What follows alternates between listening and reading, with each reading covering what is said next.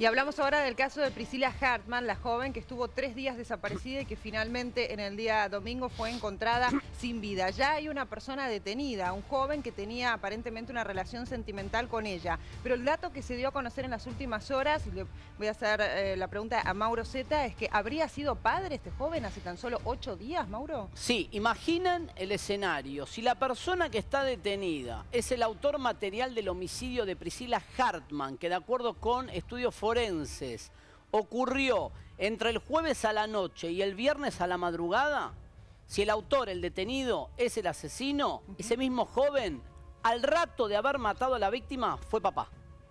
Al rato de haber asesinado a Priscila Hartman, en teoría a golpes y también con un mecanismo de asfixia, fue padre. Es increíble pensarlo. Y subió fotos en su propia cuenta de Facebook celebrando el nacimiento de su hijo, el acusado Facundo Bressan. Ahora les cuento la historia, porque ayer había surgido una versión inicial que indicaba que justamente la mamá de ese bebé recién nacido el día viernes, hora después del crimen de Priscila, podía ser la instigadora del crimen. Esto está descartado para los fiscales de Paraná. La historia arranca el jueves, bien decía Agostina. Priscila Hartman desaparece cuando sale a dar una vuelta en moto.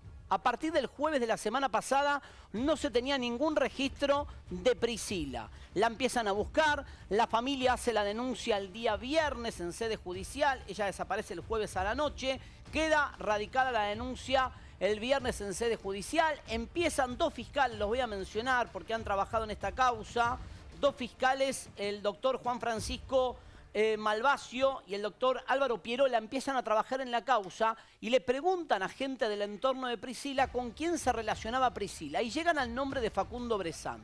Mauro, Citan, sí. ¿era el exnovio o era una relación, es decir, está establecido cuál era el vínculo sentimental entre ellos? Habían tenido un vínculo sentimental, no eran novios, de hecho él estaba con otra mujer, insisto, al día siguiente del homicidio fue padre de la relación estable que tenía, y en un rato les cuento cómo se llega a dar con el acusado y qué pruebas lo incriminan. Dejo un título: su propia madre de alguna manera lo terminó delatando. Tenemos a la fiscal de la causa, a la doctora Cecilia Goyeneche, sí, en línea para consultarle cómo está la causa en este momento. Doctora Goyeneche, buen día. Hola, buenos días, ¿cómo les va? Bien, a ver, ¿en qué estado se encuentra concretamente la causa hoy? Bueno, en este momento, en realidad ayer a la tarde se le imputó a este muchacho Facundo Bressan la comisión de este hecho, es decir, se le formuló la primera realización de cargos contra él, donde se le dijo sobre qué hecho de qué hecho lo estamos acusando y por qué hecho lo estamos investigando, que es este homicidio que consideramos que está agravado por violencia de género y también por alevosía, al menos. ¿Qué pruebas tienen? Hola. Uh-huh. ¿Qué pruebas tienen ustedes como para imputarlo de ese hecho? Y bueno, esencialmente la vinculación de él con el hecho aparece a partir de la tenencia que él tenía en su poder algunos elementos de la víctima, esencialmente el casco de ella y también el celular de ella. Y en un primer momento él aparece en la causa en realidad como un supuesto testigo, y la familia de él presenta, la madre de él presenta a las autoridades policiales el casco y el celular. Y bueno, entonces se lo entrevista presumiendo que sería un testigo y da indicaciones como que él hubiera comprado ese casco y ese celular, lo cual fue desacreditado inmediatamente esa versión porque indicó datos absolutamente falsos. Y bueno, de allí empezó, antes de encontrar el cuerpo de Priscila, empezó su vinculación. Doctora, luego también se encontró cerca... ¿Sí? Mauro Zeta le habla, ¿cómo le va?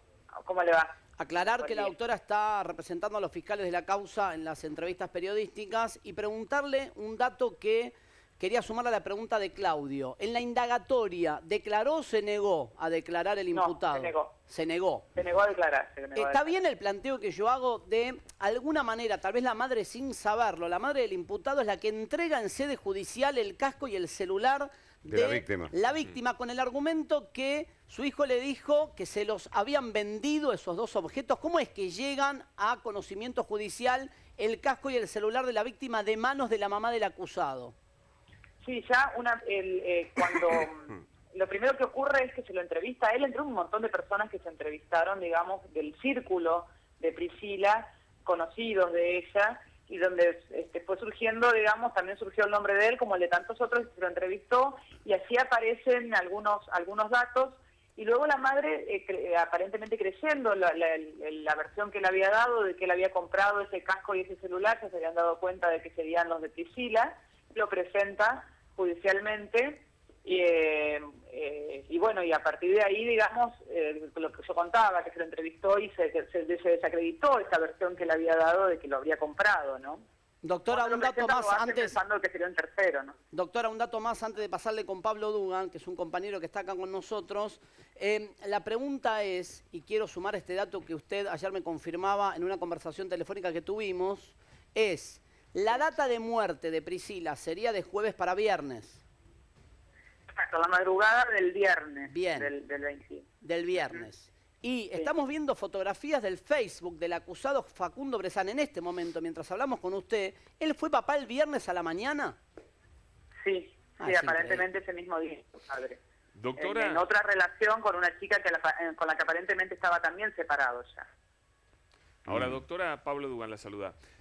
Hola, buenos días. Buenos días. La hipótesis de trabajo sería que este chico quiso desembarazarse de Priscila para evitar que esa relación perjudicara su condición de nuevo padre y su relación con la madre de ese bebé que acababa de nacer. ¿Tiene algo que ver esto? ¿Tiene lógica?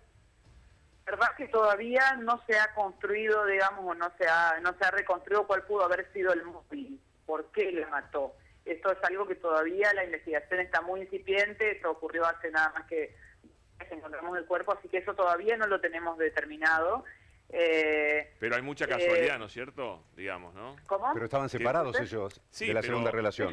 Él estaba separado también de la mamá de su No, es hija. cierto. Pero digo, que justo nazca al día siguiente es como muy casual, demasiada casualidad para no tener alguna relación. Sí, es una suposición, sí, ¿no?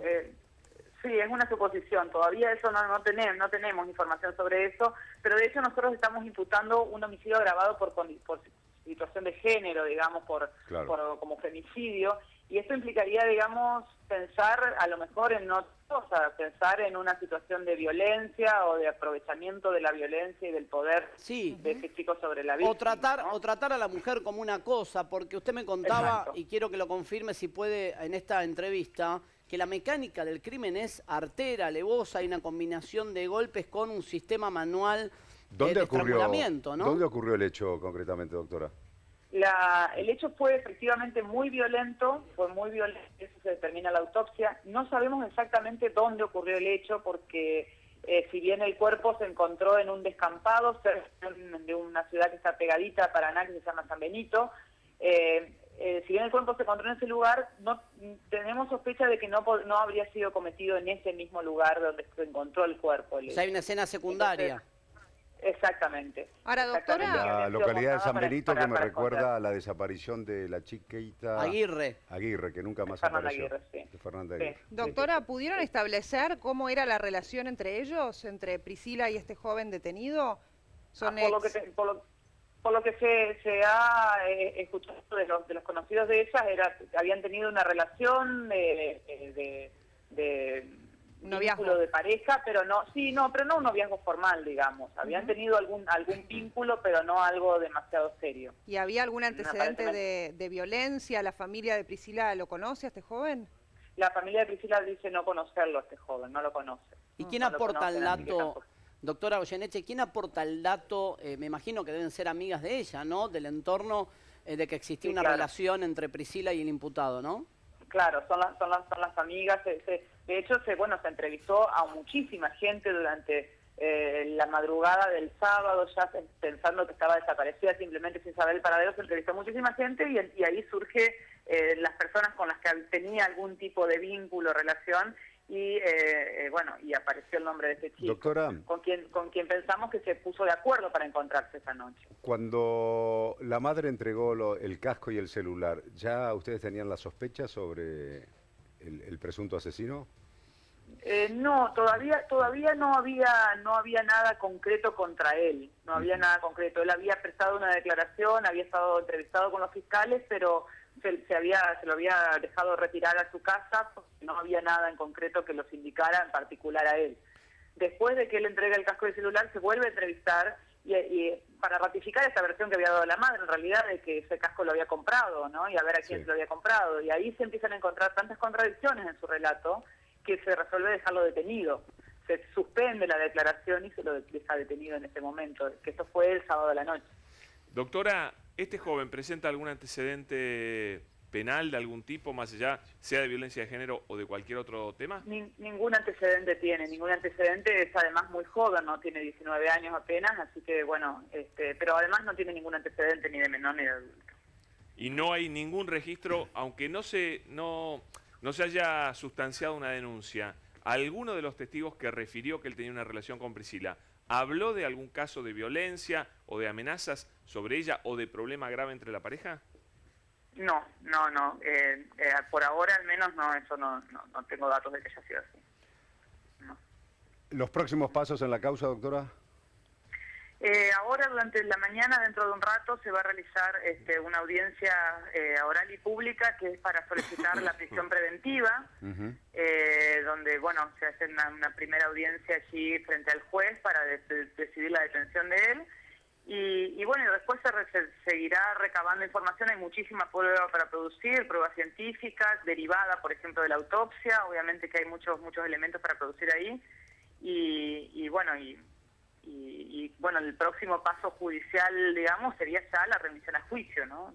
A continuación, cuando terminemos de recoger toda esa prueba. Bien, gracias doctora por este contacto con Gracias. Argentina en Vivo. Bueno, Gracias. gracias a ustedes, hasta luego. Adiós.